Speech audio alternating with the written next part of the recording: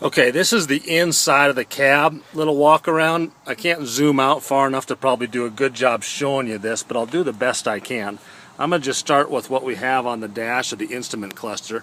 This just controls the intensity of the dash lights. This is obviously your power locks button. This here is a function that tests the quality of the oil. Effectively, this truck's computer measures how quickly you're using up the oil and determines when you need your next oil change.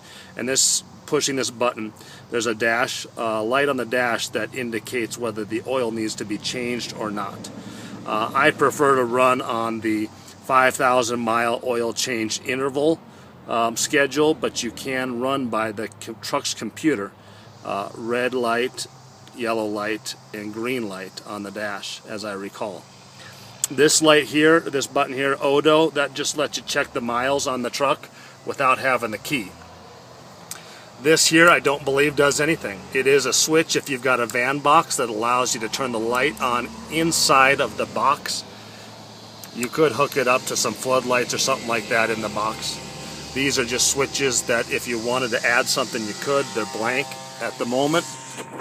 This switch over here is a particulate filter, and it tests the filter. This is what allows you to run until 2023 in California with emissions. It's a little container that catches diesel particulates, gets them really hot, and then burns them off periodically to give you super low emissions. This is your cruise control on and off. Hazards, of course.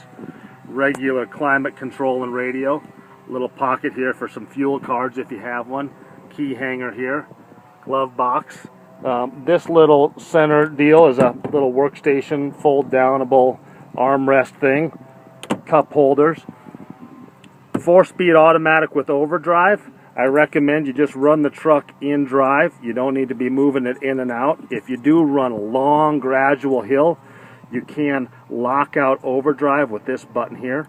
You'd want to do that when the transmission gets busy, upshifting and downshifting, not enough power to hold overdrive, but not slow enough to stay in third.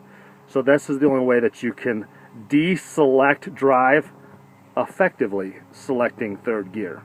First, second, deselect fourth for third, and then drive. But you'll just want to put the truck in drive and go, park to stop.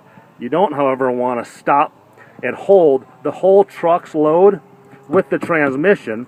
So if you're on any kind of grade at all, truck's in park, park brake on. You want to make sure you're holding the load with the park brake and never the transmission. There's a sweet little thing on your truck, and it's this exhaust brake. It's this little icon here. I think there's a little sticker on the door that tells you a little bit about it. Effectively, you want to run with this control lever in the back position at all times. There's a little butterfly valve in the exhaust line that when this is back, that valve is actuated. It's actuated by a switch in the accelerator pedal. And in here, when your foot comes off of the accelerator and moves towards the brake, that butterfly valve in the exhaust line closes. It's like a Jake brake on a big truck. Not quite as effective as because it's further down the exhaust system, not right at the heads, but it does make every stroke of the engine a compression stroke, helps slow the vehicle, saving on brake life. If it's me running in Southern California, I leave this on at all times. Tilt and telescopic wheel, I think the lever's over here. This little dial here is probably the last thing you need to know about inside the cab. And this thing here lets you accelerate the idle for a cold weather warm-up. Being Southern California folks, leave it off at all times. There's no reason to turn it on. The only thing it does is it bumps the idle at startup and makes the truck rev faster and warm up quicker. But you're better off just letting the truck warm up for another minute or